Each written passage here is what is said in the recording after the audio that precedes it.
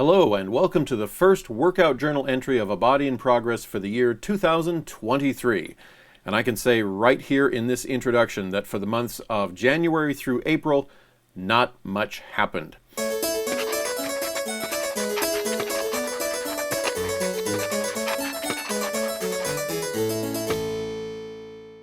In the section of January through mid-February, I did get a couple of workouts, maybe only even one, at the Redmond Athletic Club. And then the rest of it was walking, jogging, or some exercises here at home, like push-ups and other simple things like that. And very little of any of that is even on video, so I just don't have much to show you. I wasn't doing nothing. I did start taking serious steps to making my feature film, my documentary, The Better Body Starter Kit for Men, become a reality. And I will tell you about that at some point in this series. And let's see, my son turned 18, so we now have a legal adult in the house.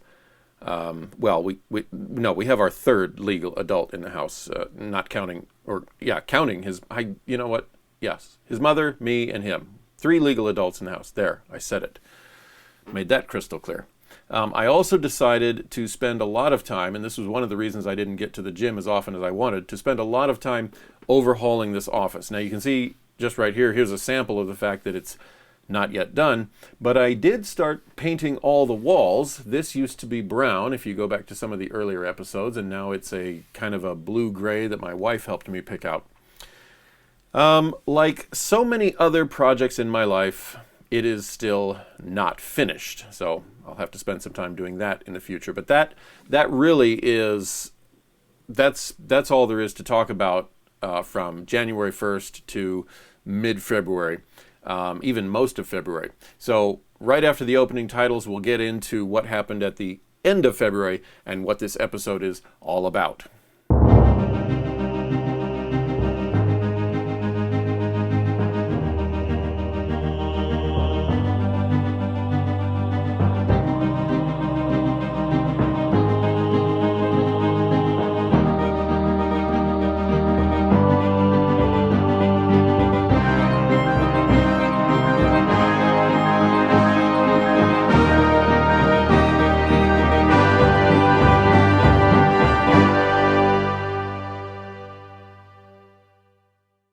In the next episode, or a later episode, whatever the case may be, I will back up and discuss some of the details about February's workouts and where that's leading. But for now, we're going to fast forward to February 24th because I had a very interesting and exciting opportunity.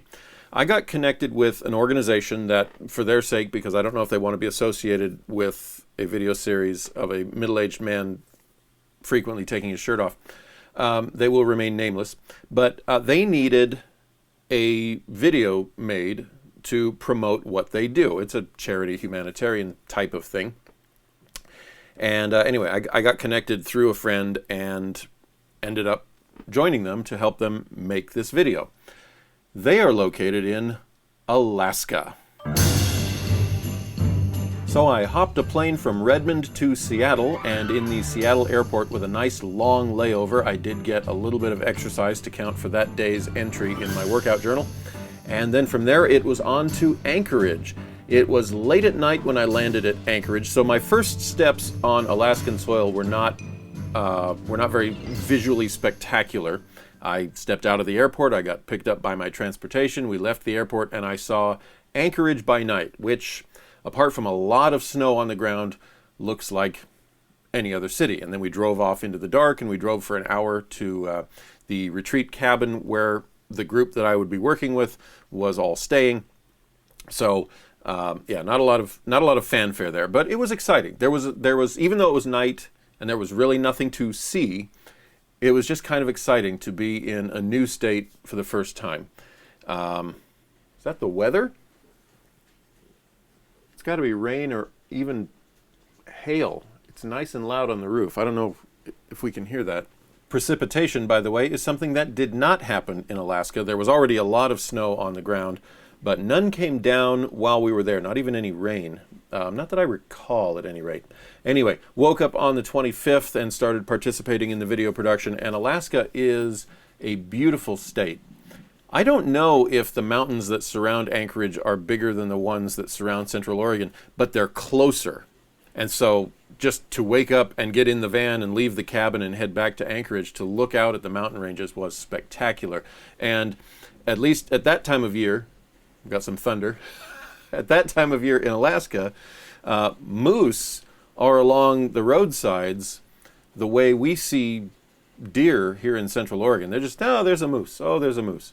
I was warned, do not get out of your vehicle and try to approach one, film it, whatever. I did sneak one photo I basically made myself a part of the van. I got out of the van and I stayed right connected to the van. And that way if the moose charged, could just kind of slip around and get back in.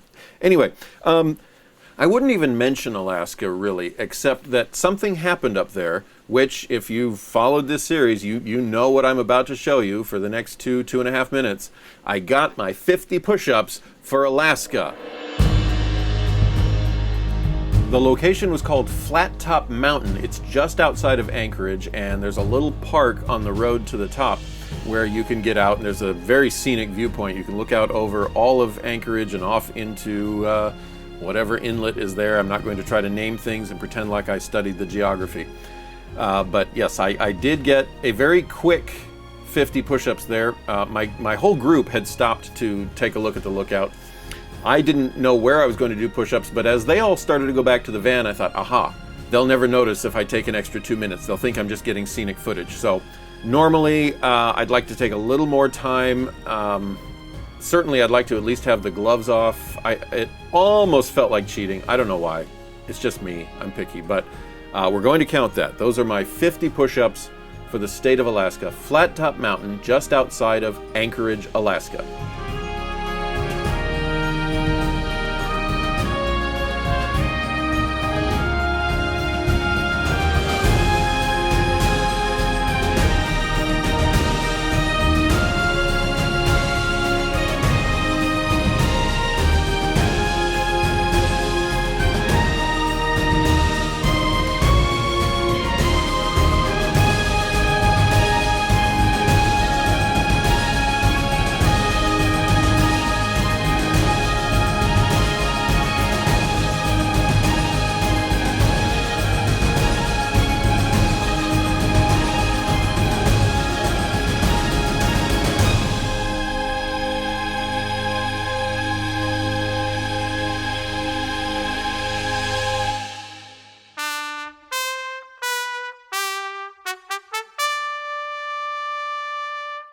I was in Alaska for about a week, and the cabin we stayed in had an awesome great room. And when everyone else had gone to bed, I would use that for my nightly little exercises for the workout journal.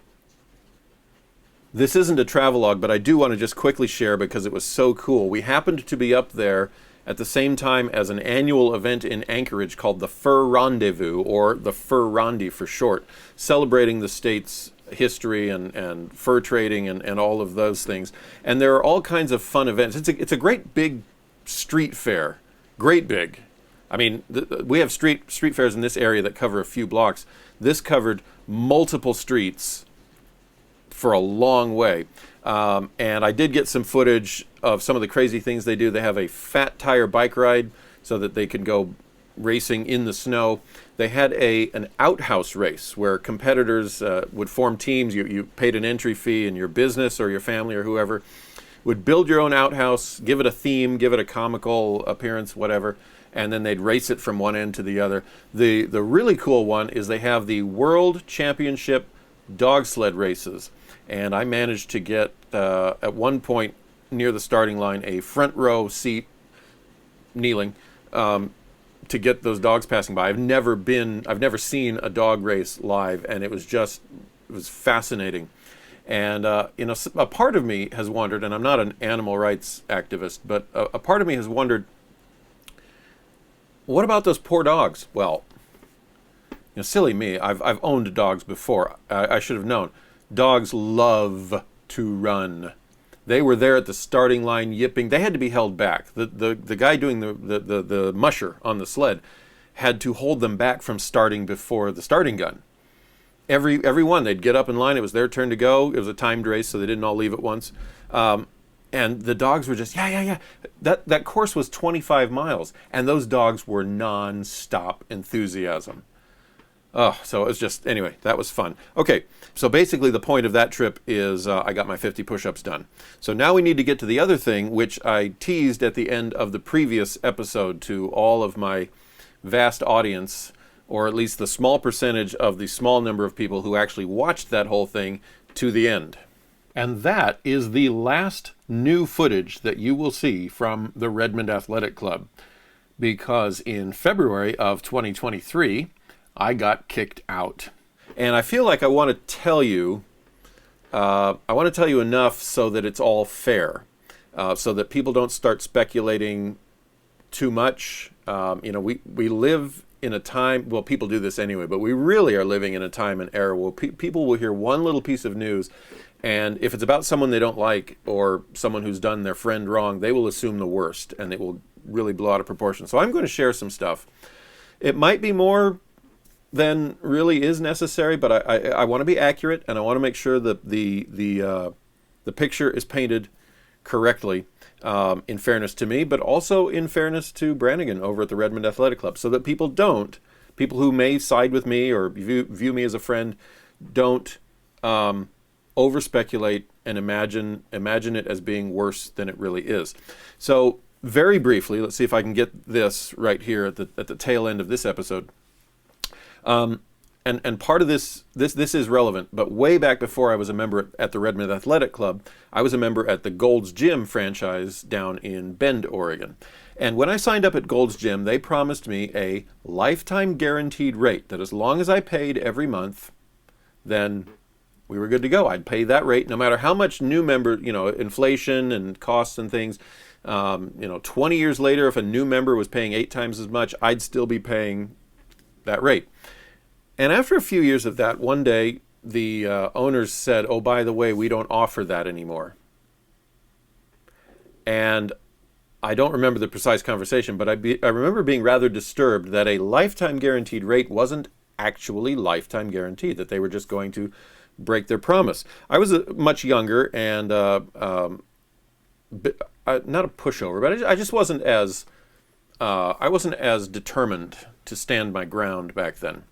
I continued on with Gold's under my new price for a little while, but then it became cost prohibitive to drive down there. I did the math, and I'd actually save money by going to a more expensive gym here in Redmond, and that was the Redmond Athletic Club at $27.50 per month. So in mid-2010, I think, somewhere in 2010, I signed up there. I got a lifetime guaranteed rate. And I paid $27.50 for several years. Scott Hudson was the owner when I signed up. He eventually sold it to a man named Ryan Klontz, an acquaintance of mine, and then he sold it to Brannigan Dixon. Now, you may have seen Brannigan if you watched episode 1. In an early attempt at a YouTube channel all the way back in 2011, I featured Brannigan because he actually gave me 12 weeks of personal training for free. In exchange for my including him on the channel, kind of getting his name out there, giving him a little publicity. Same thing I did with Mark Prickett and Bill Haynes. So it was a bit of a surprise to me when in February of this year, my monthly bill that showed up in the bank was not the $27.50 or even the $25. I actually was able to get it down to $25 through a special offer they had, which was then guaranteed to me as my new lifetime rate. Suddenly I was paying $45. And I went into the gym and spoke to the girl behind the counter, and she said, "Yeah, Brannigan has decided those contracts. I wasn't the only one with a lifetime guaranteed contract from years ago." She said Brannigan decided those contracts are old, and so now there's a new rate, and that disturbed me. This was now the second time in my life that a gym that had promised me a lifetime guaranteed rate had burned me. I had to pack for Alaska and get on a plane the very next day. So I didn't have time to call or find a time to meet with Brannigan.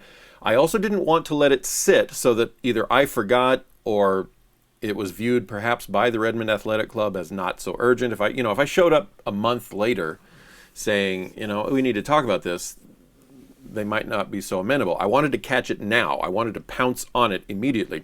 So I sat down and I quickly sent a sternly worded letter to Brannigan. Yes, sternly worded. I was disturbed. I was angry, actually. This was not right.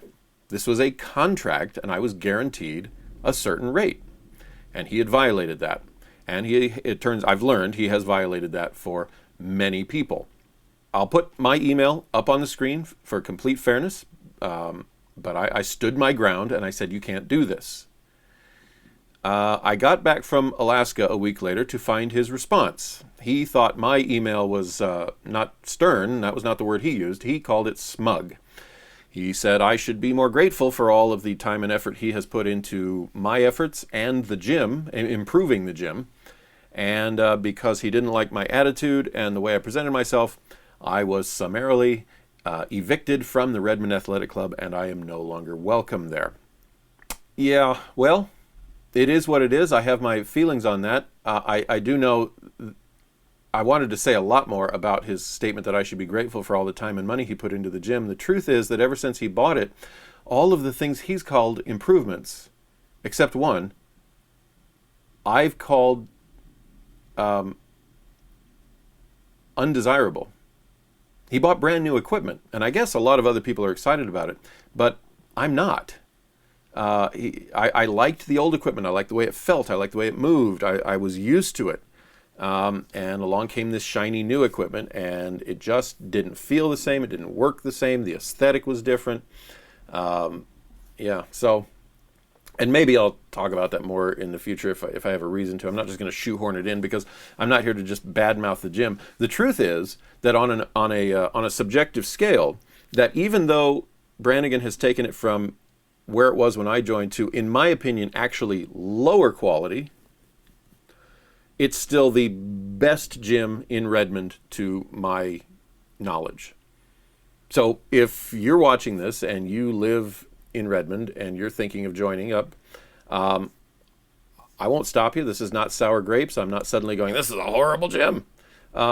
Just know that you're paying a big price for what it is, and you can't trust Brannigan to uphold his end of the contract.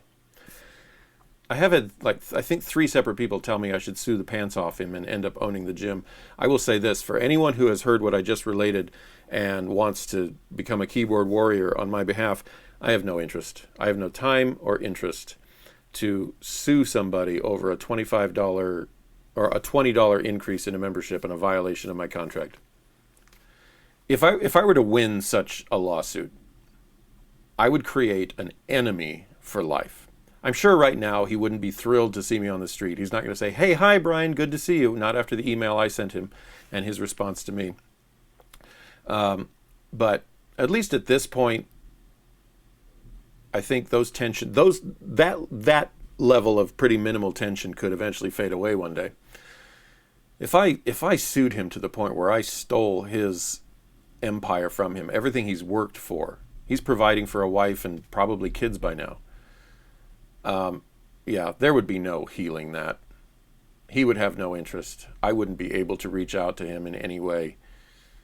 I don't want to do that. So just hold that thought if that's what you wanted to encourage me to do, because I don't want to do it.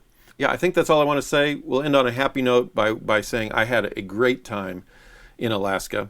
And that's a state I thought that would be either the 49th or 50th state that I got off of my push-ups list. And it's done.